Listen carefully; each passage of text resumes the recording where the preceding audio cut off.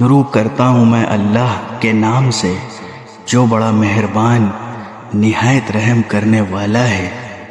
اور مائیں اپنے بچوں کو پورے 2 سال تک دودھ پلائیں۔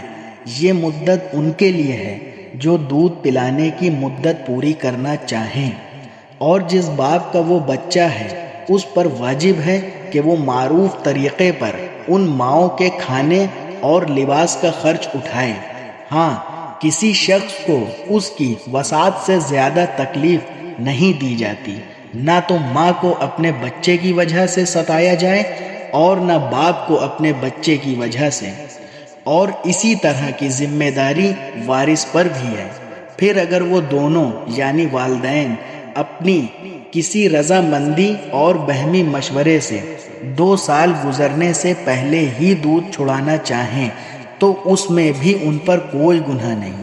اور اگر تم یہ چاہو کہ اپنے بچے کو کسی دودھ پلانے والی سے دودھ پلواؤ تو اس میں بھی تم پر کوئی گناہ نہیں، جبکہ تم نے جو اس سے اخراجات ٹھہرائی ہیں بھلے طریقے سے دے دو، اور اللہ سے ڈرتے رہو اور جان رکھو کہ اللہ تمہارے سارے کاموں کو اچھی طرح دیکھ رہا ہے۔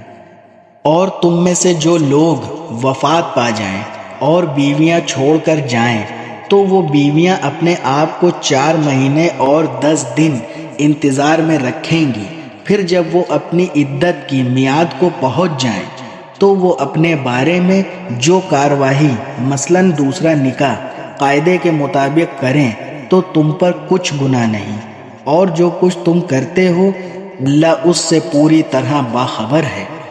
اور عدت کے دوران اگر تم ان عورتوں کو اشارے کنائے میں نکاح کا پیغام دو یا ان سے نکاح کا ارادہ دل میں چھپائے رکھو تو تم پر کوئی گناہ نہیں ہے۔ اللہ جانتا ہے کہ تم ان سے نکاح کا خیال تو دل میں لاؤ گے، لیکن ان سے نکاح کا 2 طرفہ وعدہ مت کرنا، حالانکہ مناسب طریقے سے کوئی بات کہہ دو، اور نکاح کا عہد پکا کرنے کا اس وقت تک ارادہ بھی مت کرنا جب تک عدت کی مقررہ مدت اپنی میعاد کو نہ پہنچ جائے۔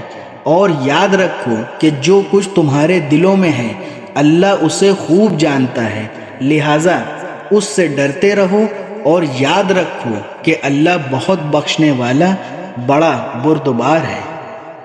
تم پر اس میں کوئی گناہ نہیں ہے کہ تم عورتوں کو ایسے وقت طلاق دو جب کہ ابھی تم نے ان کو چھوا بھی نہ ہو اور نہ ان کے لیے کوئی مہر مقرر کیا ہو، اور ایسی صورت میں ان کو کوئی تحفہ دو۔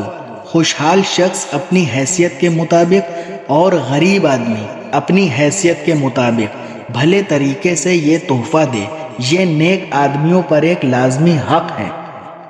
اور اگر تم نے انہیں چھونے سے پہلے ہی اس حالت میں طلاق دی ہو جبکہ ان کے لیے نکاح کے وقت کوئی مہر مقرر کر لیا تھا تو جتنا مہر تم نے مقرر کیا تھا اس کا آدھا دینا واجب ہے، الا یہ کہ وہ عورتیں رعایت کر دیں اور آدھے مہر کا بھی مطالبہ نہ کریں، یا وہ شوہر جس کے ہاتھ میں نکاح کی گرہ ہے رعایت کرے اور پورا مہر دے دے۔